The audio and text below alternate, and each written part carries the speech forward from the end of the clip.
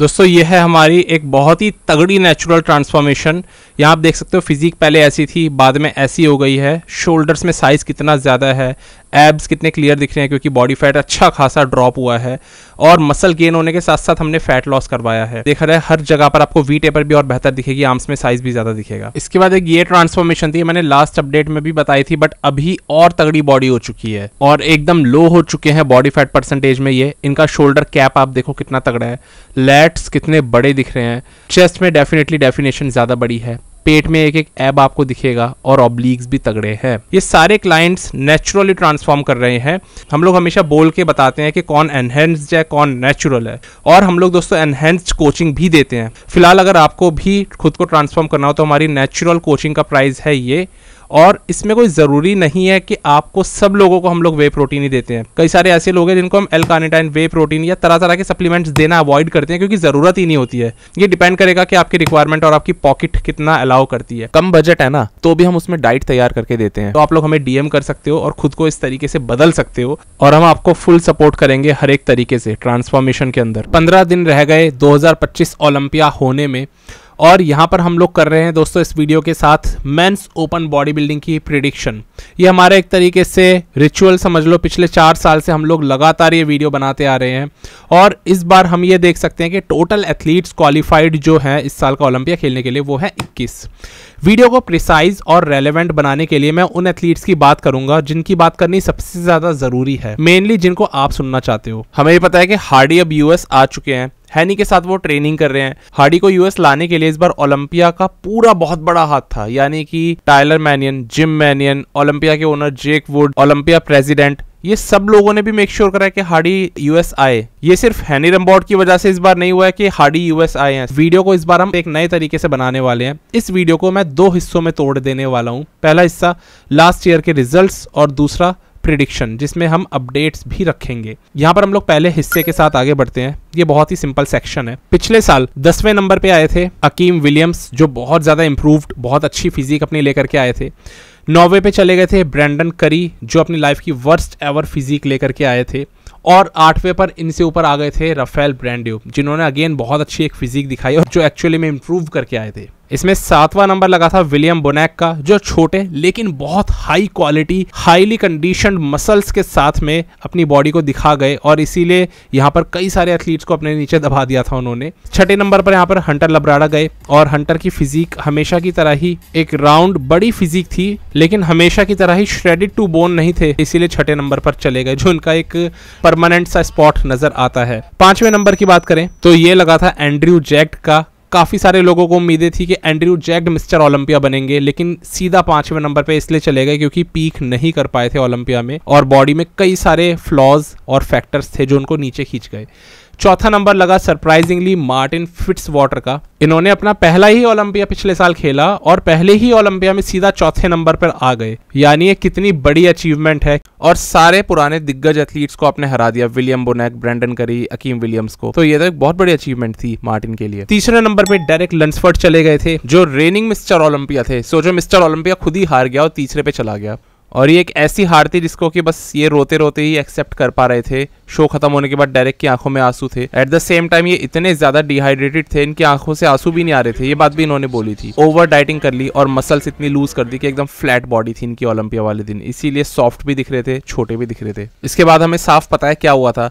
2रे number पे चले गए थे हार्डी शुबन, और सैमसन दौदा ने अपना 60वें ओलंपिया पे एक गोल्डन सैंडो जीत करके सारे एथलीट्स को हरा डाला था, और बहुत सारे एथलीट्स की उम्मीदों को कुचल डाला था। साथ ही साथ उनके फैंस की उम्मीदों के साथ भी यही करा। जब सैमसन ने अपनी बॉडी दिखाई थी प्रेस कॉन्फ्रेंस में, तब तो लोग कुछ ज्यादा ही नाउम्मीद हो गए थे इनसे, लेकिन पीक करना ही सब कुछ होता है। कंपटीशन डे वाले दिन सैमसन ने दोनों दिन, Olympia pre judging, Olympia finals वाले दिन पीक करा, और इसलिए सारे एथलीट्स को हराते हुए अपना गोल्डन सैंडो हासिल करा आफ्टर फिल हीथ। अब इसके बाद बात आती है गोल्डन सैंडो लिफ्ट करने की। सैमसन ने खुद नहीं किया, अपनी वाइफ से लिफ्ट करवाया, और ये काफ़ी भारी होता है। तो ये एक बहुत बड़ी अपॉर्चुनिटी थी जो सैमसन को मिली 60वें साल ही इनको जीतना था, ये भी एक बहुत बड़ी बात थी। और बहुत सारे इसलिए एथलीट्स के दिल टूट गए, हार्डी और डेरेक स्पेशली, जो दोनों ही सोच के बैठे थे कि हम दोनों ही मिस्टर ओलंपिया बन जाएंगे। बट अच्छी बात ये हुई कि हार्डी ने ना कोई ऑफ बिहेव किया और ना ही डेरेक ने कोई खराब बिहेव किया। दोनों ने इस हार को ऑन स्टेज जेंटलमैन की तरह एक्सेप्ट किया। तो ये 60वां मिस्टर ओलंपिया था जिसमें कि सैमसन दौदा ने जीत कायम करी और सबसे बड़ा पेचेक आज तक का हासिल किया, जो था $6 लाख का। ये थे दोस्तों रिजल्ट्स। अब आते हैं हम अपने अगले सेक्शन पे और यहाँ पर डायरेक्टली मैं प्रिडिक्शन करूंगा, साथ ही साथ अपडेट्स देता हुआ चलूंगा आज के सिनेरियो में होने वाले सब एथलीट्स के। अभी का हाल तो यह है दोस्तों, सबसे बड़ी बात यह समझ में नहीं आ रही है कि ओलंपिया इस साल कौन जीतेगा। हमारे पास इस साल सबसे ज्यादा उभरते हुए दावेदार है निक वॉकर। हैरानी की बात यह है कि सैमसन दौदा जो रेनिंग मिस्टर ओलंपिया है, ये हाईलाइट इस साल इतने नहीं हुए जितना निक वॉकर नजरों में आ रहे हैं। कोशिश वो हर साल करते हैं पर ये साल ही स्पेशल है उनके लिए। कई सारे लोग ये उम्मीद लगा के बैठ रहे हैं कि निक इस साल का ओलंपिया जीतेंगे और बहुत सारे तगड़े अपडेट्स निक वॉकर की तरफ से ऐसे आए हैं जो कि कन्विंस कर दे रहे हैं उनके फैंस को कि वही इस साल मिस्टर ओलंपिया बन जाएंगे। सैमसन दौदा की हाइप यहाँ पर खराब अगेन डेरेक लंसफोर्ड ने भी करी है, जिन्होंने कि उनको आर्नोल्ड क्लासिक में ही इस साल हरा दिया था। एक रेनिंग मिस्टर ओलंपिया हार चुका है और डेरेक ही वो शख्स है जिन्होंने कि फिर निक वॉकर को भी हराया था, लेकिन पॉइंट्स दोनों के टाई हुए थे। और सामने सामने देखने पे निक वॉकर बहुत ज्यादा स्ट्रांग पड़ रहे थे डेरेक पे। एक्चुअली में तो उन्हीं को ही जीतना चाहिए था और फैंस बहुत नाराज हुए जब डेरेक को जिता दिया गया। इस कारण से डेरेक की भी एक बहुत स्ट्रांग दावेदारी साबित नहीं हो रही इस साल के ओलंपिया को जीतने की। और इस कॉम्पिटिशन को जीतने के बाद उल्टा डेरेक की मार्केट खराब ही हुई। हार्डी का नाम भी कोई बहुत ज्यादा इस बार ऊपर नहीं उठ के आ रहा है, लेकिन निक वॉकर एक ऐसे एथलीट है जो हार गए डेरेक लंसफोर्ड से, ना ही कभी हार्डी को हराया, पर सबसे ज्यादा लोगों को विश्वास किस पे है?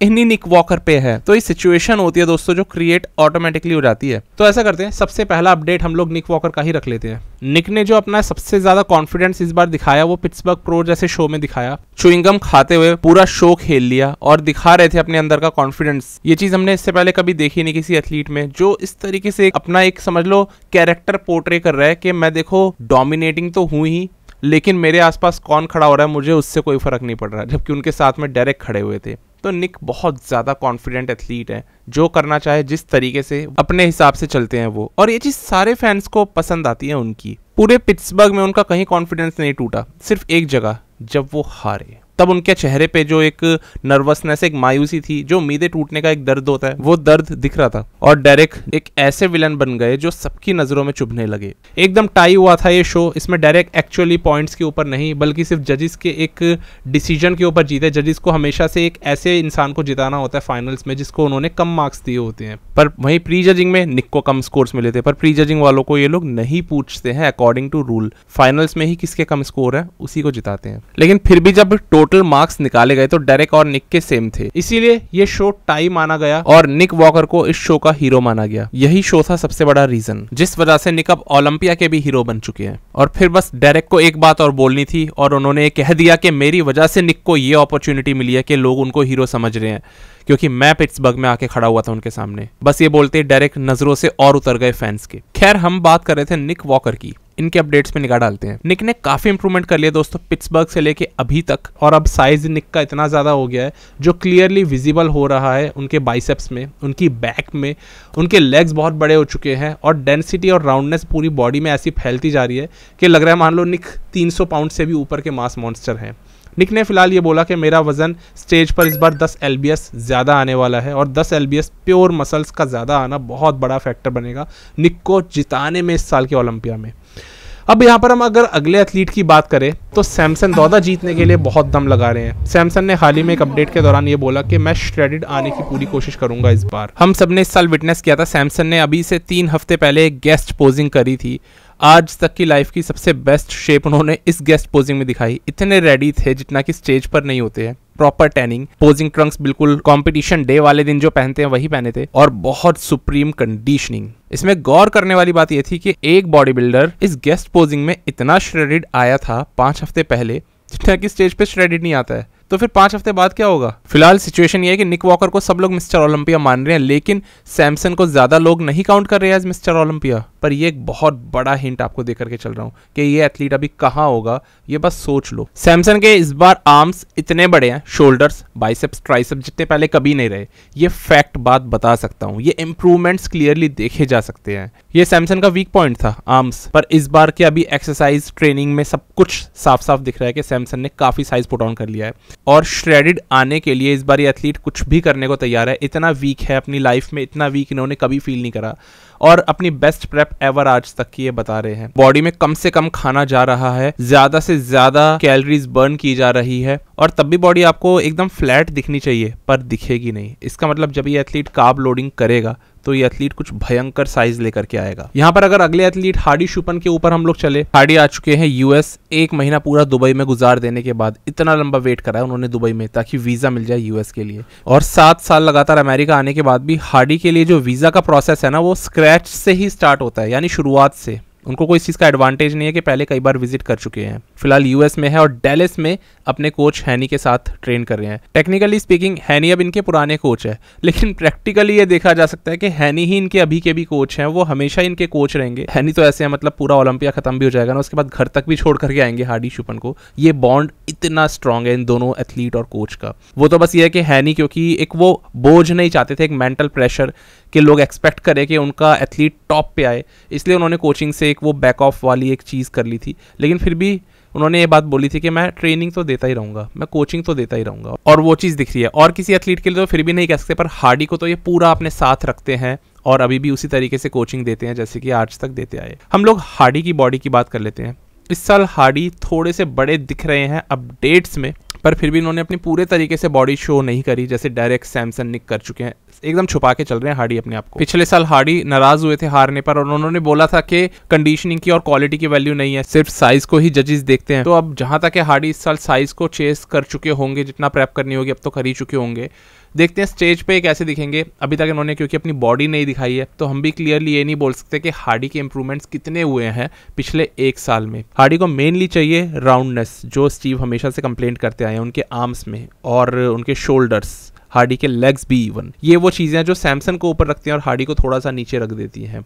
But Hadi pose by pose कितने खतरनाक है वो हम सब लोगों को पता है, पर असली चीज़ हमें तभी पता लगेगी जब हार्डी कपड़े उतारेंगे। अभी तक वो चीज़ नहीं दिख रही है, बस हार्डी बहुत ज़्यादा इस बार ब्रॉड दिख रहे हैं, पिछले साल से ज़्यादा ब्रॉड तो फॉर श्योर दिख रहे हैं। शोल्डर्स वो चीज़ बता रहे हैं। तो फिलहाल 3 एथलीट्स की हमने बात कर ली है, हार्डी, सैमसन और निक।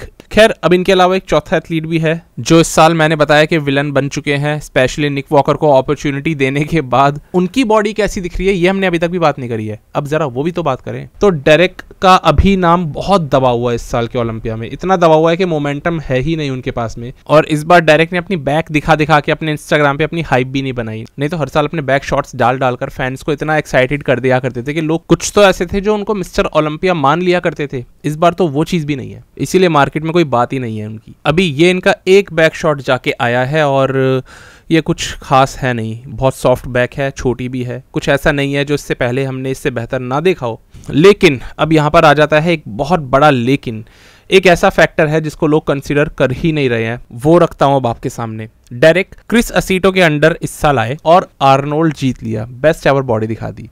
पिट्सबर्ग में डायरेक्ट डाउन हुए, हम सबको पता है।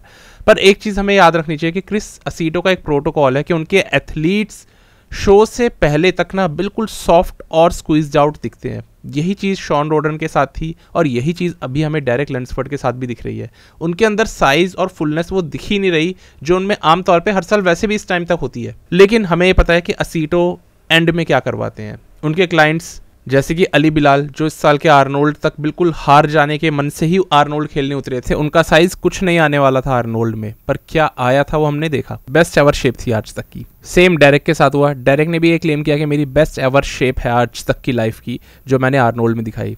क्रिस के अंडर ये चीज़ देखी। और क्या हुआ था 2018 मिस्टर ओलंपिया में शॉन रोडन के साथ, वो तो हम सब लोगों को मालूम है। कोई उनको काउंट ही नहीं कर रहा था नंबर 1 पे आने के लिए। 7th पे 6th पे कहीं ना कहीं प्रेडिक्ट कर रहे थे, बट शॉन रोडन की शक्ल से पता लग रहा था कि उस इंसान ने इतनी डाइटिंग करी थी जितना कि कोई कर ही नहीं सकता। उनकी एड़ियों में भी इतनी चर्बी नहीं बची थी कि वो नंगे पैर जमीन पे घूम पाते, उनको अपनी हड्डियां चुभने लग गई थी। और उसके बाद क्या बॉडी दिखाई है वो हम सबको पता है। मैं ये नहीं कह रहा कि सब लोग शॉन रोडन बन जाएंगे, डेरेक लैंसफोर्ड एक अलग लेवल पे है, पर मेरी ये जरूर कहने की कोशिश है कि क्रिस असीटो के प्रोटोकॉल सबके नहीं लेकिन कई सारे एथलीट्स के साथ कुछ ये रहते हैं कि वो उन्हें बहुत कम कार्बोहाइड्रेट्स पे रखते हैं, बिल्कुल ग्लाइकोजन नहीं बचता, इस वजह से बॉडी बहुत अनइम्प्रेसिव लगती है और बहुत छोटी लगती है, जो अभी डायरेक्ट की लग रही है। फिर एक हफ्ते पहले असीटो कार्ब लोडिंग करवाते हैं, जहां ये कार्ब लोडिंग का प्रोसीजर 3 से 4 दिन पहले किया जाता है। पहले 2 दिन एथलीट को कुछ भी खाने को बोलते हैं, डिपेंड करता है अगेन बॉडी टू बॉडी, सारे एथलीट्स की बॉडी अलग होती है। उसके बाद 2-3 दिन काफी ज्यादा क्लीन रखते हैं, यानी कि कार्ब्स बहुत कट करवा देते हैं, और फिर आखिरी के 3 दिनों में कार्ब्स को पुश बैक करवाते हैं। और वो आखिरी के 3 दिन होते हैं जिसमें कि एथलीट को अपनी बॉडी में नए मसल फाइबर्स ग्रो होते हुए दिखते हैं। ऐसा लगता है कि मसल ज्यादा रिएक्ट कर रही है उन कार्ब्स पे अब। इस वजह से असीटो के क्लाइंट्स स्टेज पे बहुत ज्यादा हार्ड दिखते हैं, एक्सट्रीमली हार्ड।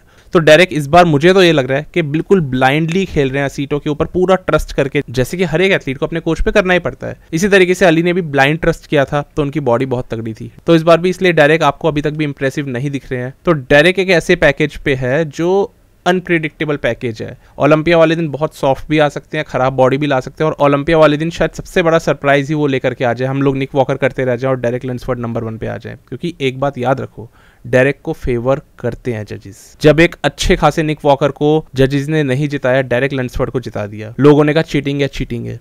2023 में इतने तगड़े हार्डी शूपन को जजेस ने नहीं जिताया, डायरेक्ट को जिता दिया। उससे बड़ी चीटिंग कोई थी? तो आपको समझ में आएगा मेरी बात का मतलब। क्योंकि ये ओलंपिया प्रेडिक्ट करना मेरे लिए सबसे ज्यादा मुश्किल है, आज तक का सबसे टफेस्ट प्रेडिक्शन ये रहेगा। इसीलिए इस बार इसको मैं बिल्कुल डिफरेंट तरीके से पेश करूंगा।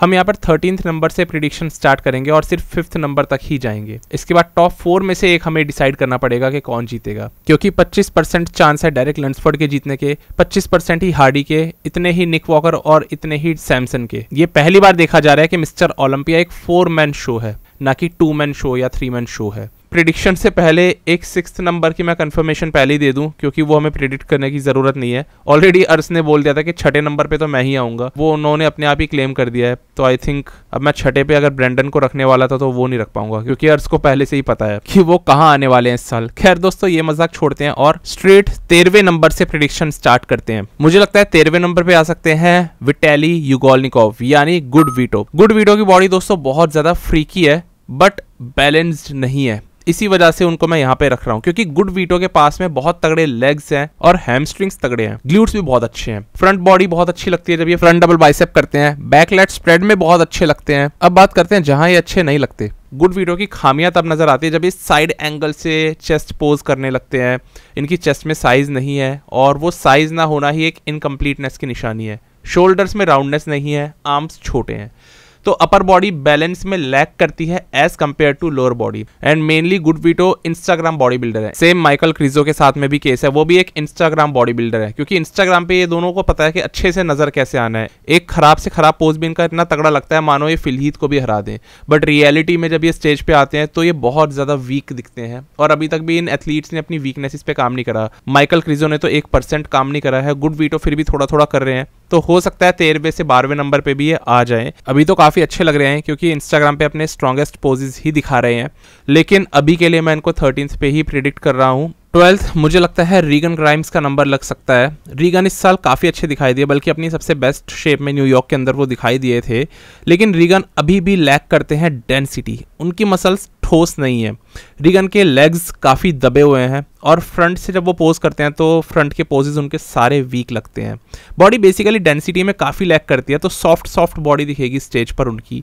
शोल्डर्स छोटे हैं, आर्म्स छोटे हैं। रीगन मास तो पुट ऑन कर रहे हैं, पर अभी भी समय चाहिए, कम से कम 2 साल का, बॉडी में डेंसली मसल्स को पैक ऑन करने के लिए। बैक बहुत स्ट्रांग है उनकी, ग्लूट्स और हैमस्ट्रिंग्स तो कुछ अलग ही लेवल पे है, तो बैक पोजेज में वो काफ़ी अच्छे हो सकते हैं। बट देखते हैं स्टेज पे पहले कंडीशनिंग तो हिट करे, क्योंकि ओलंपिया में कंडीशनिंग हिट करना हर एक एथलीट के बस की बात नहीं होती है। एथलीट्स आर्नोल्ड में अच्छे दिख जाएंगे, न्यूयॉर्क में अच्छे दिख जाएंगे, मैं किसी भी एथलीट की बात कर रहा हूँ, बट ओलंपिया में अच्छे खासे एथलीट्स मात खा जाते हैं श्रेडिड आने के मामले में, और रीगन ग्राइम्स उन एथलीट्स में से है जो एक्चुअली में मात खाते हैं। तो अभी के लिए 12th पे रख रहा हूँ। अब मैं 11वें नंबर की बात करूं तो मुझे लगता है अर्श इस नंबर पे आ सकते हैं, ऑलमोस्ट डबल उस प्लेसिंग पे जहां अर्श ने अपने आप को खुद प्रेडिक्ट करा था। अर्श ने 6ठे नंबर पे खुद को प्रेडिक्ट करा और मैं 11वें पे कर रहा हूं। अर्श एक क्लासिक फिजिक एथलीट रहे हैं जो अभी अभी नए नए मेंस ओपन बॉडी बिल्डर बने हैं, डिवीजन को पूरा चेंज करने की तैयारी में बैठे हुए हैं। और बॉडी में सबसे बड़ी प्रॉब्लम जो अर्श के साथ आती है वो है इनकी बैक जो इनकम्प्लीट है। फिर भी कई लोग इनको डोरियन येट्स से कंपेयर कर डालते हैं। अर्श बहुत सारे एंगल से एक्चुअली में इनकम्प्लीट है। अर्श को काफी ज्यादा एडवांटेजेस मिलते हैं जजेस की ओर से, तो हो सकता है अर्श इतने ज्यादा प्रेफरेंस पे ओलंपिया में भी रहे कि सही में ये 6th नंबर पे ही आ जाए। इनका कुछ कह नहीं सकते। जब जजेस का साथ आपको मिल जाता है तो क्या चाहिए। 2023 में डायरेक्ट जीत गए, हार्डी हार गए, क्यों जीत गए डायरेक्ट, जजेस का साथ था। सेम अर्श के साथ है। मैं लॉजिक के हिसाब से अगर बात करूं तो मुझे 11th प्लेसिंग ही अर्श की लगती है। वैसे ओरिजिनली मैंने इनको 12th पे रखा था,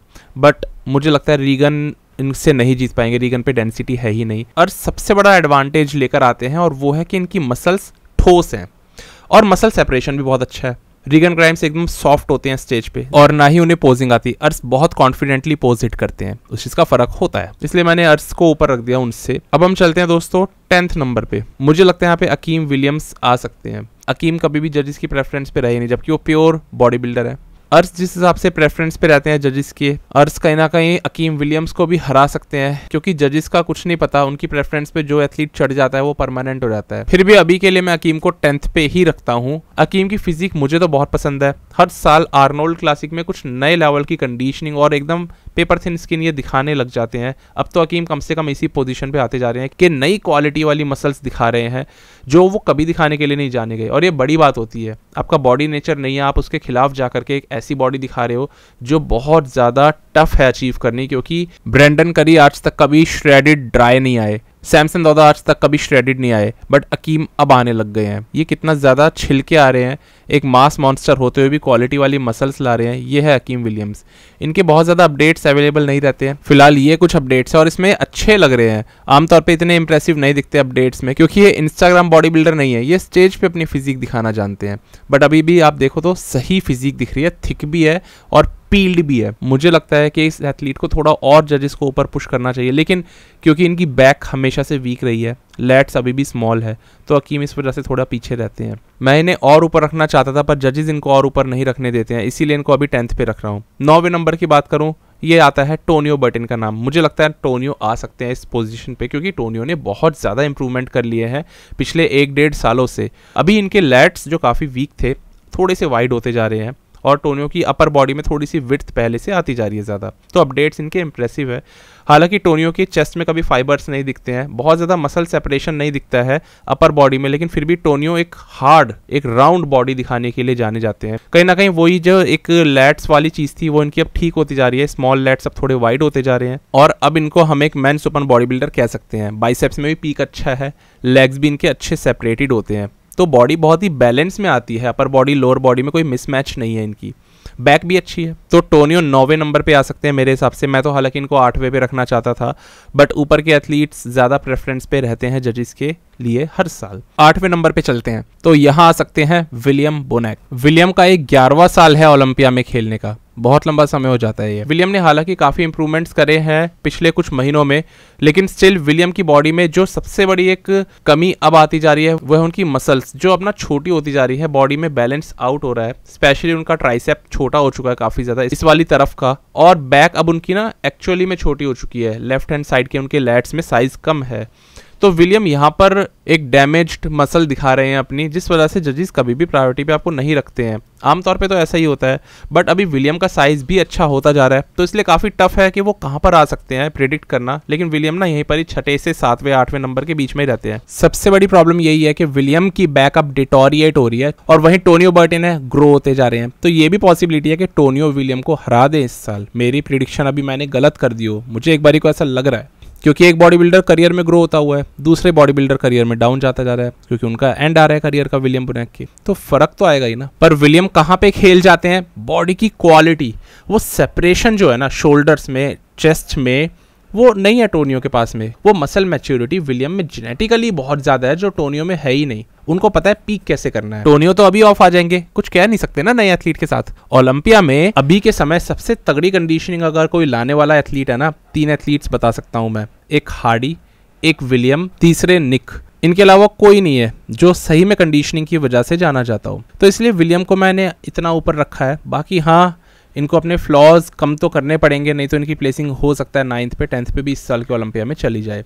अभी के विलियम मेरे को तो लग रहे हैं इम्प्रूव्ड, मुझे लग रहा है इनमें साइज बढ़ गया है, इसीलिए इनको अभी मैंने 8th पे रखा है। देखते हैं ओलंपिया वाले दिन ही कैसे लगते हैं। 7th की बात करता हूँ, मुझे लगता है ब्रैंडन करी यहाँ पर आ सकते हैं। ब्रैंडन करी पिछले साल अपनी लाइफ की वर्स्ट प्लेसिंग पे आए थे, उनको विलियम बुनैक तक ने हरा दिया था, राफेल ब्रांडेव ने हरा दिया था, हंटर लब्राडा, सब लोगों ने उनको हरा दिया। जबकि ब्रैंडन करी एक ऐसे एथलीट रहे हैं जो लगभग 4th प्लेसिंग पे आते ही आते हैं हर साल मिस्टर ओलंपिया में, पर पिछले साल सीधा गिर के 9वें नंबर पे चले गए, तो लोगों ने इनकी बात ही करना एकदम से बंद कर दिया। पर हमें भूलना नहीं चाहिए, ब्रैंडन एक पुराने मिस्टर ओलंपिया चैंपियन है 2019 के, और वो भी एक जमाना था जब ब्रैंडन बहुत ज्यादा कॉन्फिडेंस के साथ पोजिंग करा करते थे। पता होता है ना दिमाग में कि मैं ही जीतूंगा। अब वो कॉन्फिडेंस धुंधला हो गया था पिछले साल, और ब्रैंडन काफ़ी डाउन नज़र आ रहे थे, सिर्फ बॉडी में नहीं बल्कि कॉन्फिडेंस डिस्प्ले करने के मामले में भी। इस साल की बात कर लेते हैं। अब ब्रैंडन एक्सरसाइज करते हुए हमें नज़र आ रहे थे, लगातार प्रेप करते हुए 2-3 महीनों से, और इनकी बॉडी मुझे ऐसा लग रहा है कि इम्प्रूव हो रही है। देखो इनके कोच तो अब इनके साथ है नहीं, यानी कि अब्दुल्ला, तो ब्रैंडन खुद से ही प्रेप कर रहे हैं, और अलग अलग जगहों पे अलग अलग देशों में भी कई बार प्रेप करते रहते हैं। इस बार की प्रेप लग रहा है ब्रैंडन की कि बेहतर जा रही है पिछले साल से। ऐसा इसलिए लग रहा है क्योंकि ब्रैंडन के आर्म्स में साइज पहले कम हो गया था लास्ट ईयर तक, अभी ना साइज ही ज़्यादा दिखने लग गया है। लेग्स भी इनके ठीक लग रहे हैं, अच्छा साइज तो कभी रहा नहीं है, लेकिन एक जो डिसेंट साइज करी के फ्रेम पे रहता है उनके लेग्स का, वो साइज भी दिख रहा है। मेनली इनके शोल्डर्स और इनकी चेस्ट डाउन हुए हैं। 2019 में ये शोल्डर्स, चेस्ट, बाइसेप्स, इनमें साइज बहुत था, कुल मिला के बॉडी में ही साइज ज़्यादा था। फिर भी ब्रैंडन अगर चाहें अभी भी उस साइज पे जा सकते हैं। आप दोस्तों एक चीज़ सोच के देखो, ब्रैंडन करी में आखिर कमी क्या आई है? 2019 के ब्रैंडन और अभी के ब्रैंडन में आखिर कमी क्या है? क्या कोई मसल में प्रॉब्लम है इनके? कोई डिफेक्ट आया है मसल में, जैसे विलियम के आ गया, जैसे बिग रैमी के आ गया? नहीं, ब्रैंडन का सिर्फ साइज ही तो कम हुआ है। आज भी ब्रैंडन करी के लिए इतना दावा तो ठोकूंगा दोस्तों कि अगर साइज वापस ले आए ना, एंड्रयू जैक्ट को खा जाएंगे ये। कोई भी एथलीट हो, नए नए जितने भी है, सबको खा जाएंगे। इतना अच्छा फ्रेम इनका रहा है शुरू से, क्योंकि एक्चुअल में बिलोंग तो इस लाइनअप से करते हैं हार्डी शुपन, निक वॉकर, डेरेक लंसफर्ड, ये तो अभी पीछे गए हैं 9वें नंबर पे। ये तो टॉप 4 वाले एथलीट थे। बस साइज चाहिए चेस्ट में, शोल्डर्स में, लैट्स में। देखते हैं करी इस बार क्या करते हैं, कुछ अच्छा करने की उम्मीद तो है।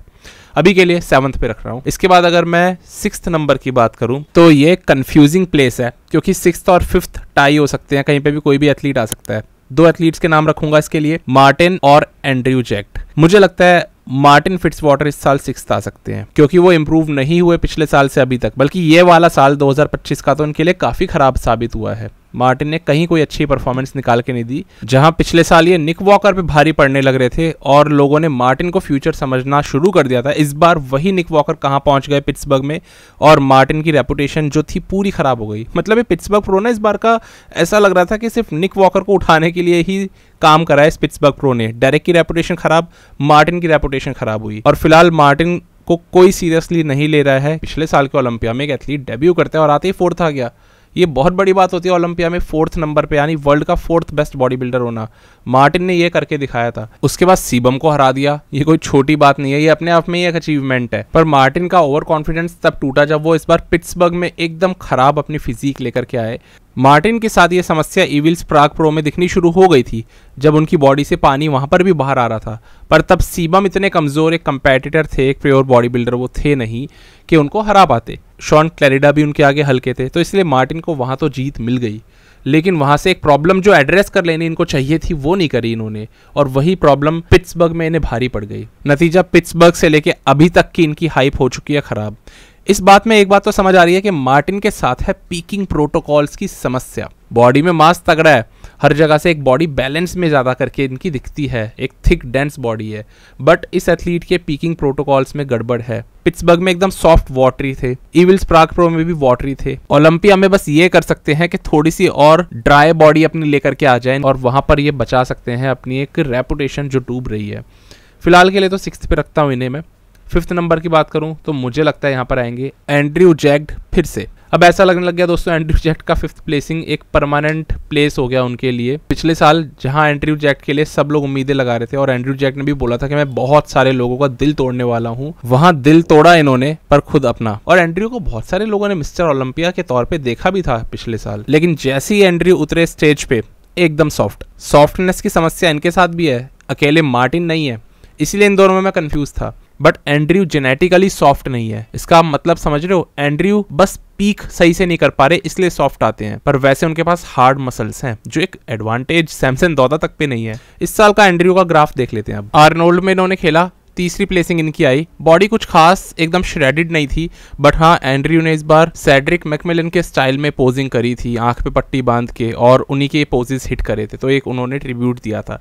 बट फिर भी इस कंपटीशन में एकदम रिब्ड और सुपर ड्राई नहीं थे जैसे कि हमने इनको पहले देखा है। हाँ ऑब्वियसली सैमसन से तो ये ज़्यादा ही शार्प थे तब भी। इसके बाद ये खेलते हैं फीबो चैंपियनशिप। फीबो में ये बहुत अच्छे आए थे, एकदम ड्राई अपनी तरफ से, ज़बरदस्त फुलनेस और कंडीशनिंग थी, जिसके चलते ये उस कॉम्पिटिशन को जीत गए। तो इस साल इन्होंने एक कंपटीशन जीता है और आर्नोल्ड में इनकी थर्ड प्लेसिंग आई है, यानी उतनी खराब नहीं आई, क्योंकि इनसे ऊपर के एथलीट्स बहुत टॉप नॉच थे जजेस की प्रेफरेंस पे, तो इसीलिए यहाँ पर एंड्रयू थर्ड आए, लेकिन फिर भी अच्छी फिजिक इन्होंने यहाँ पे भी दिखाई दी। तो एंड्रयू जैक्ट का graph as compared to Martin ज्यादा बेटर रहा है, इसीलिए इनको मैं ऊपर प्रिडिक्ट करके चल रहा हूं, अभी के लिए 5th नंबर पे डालूंगा। बट वो क्या चीजें हैं जो उनको मिस्टर ओलंपिया बनने से रोकती हैं? दो ऐसी चीजें हैं, गौर करें। एक तो इनके लेग्स छोटे हैं, अपर बॉडी इतनी बड़ी है, इतने तो लंबे 6 फीट 3 इंच के, इतने वाइड इनके क्लेविकल्स हैं, तो उस फ्रेम को भरने में इनको इतना समय जा रहा है कि अभी तक भी लेग्स ये बड़े नहीं कर पाए, बस अपर बॉडी इनकी बढ़ती जा रही है। तो लेग्स हो गई एक समस्या। बैक की बात कर लेते हैं, इनकी बैक आती है सॉफ्ट,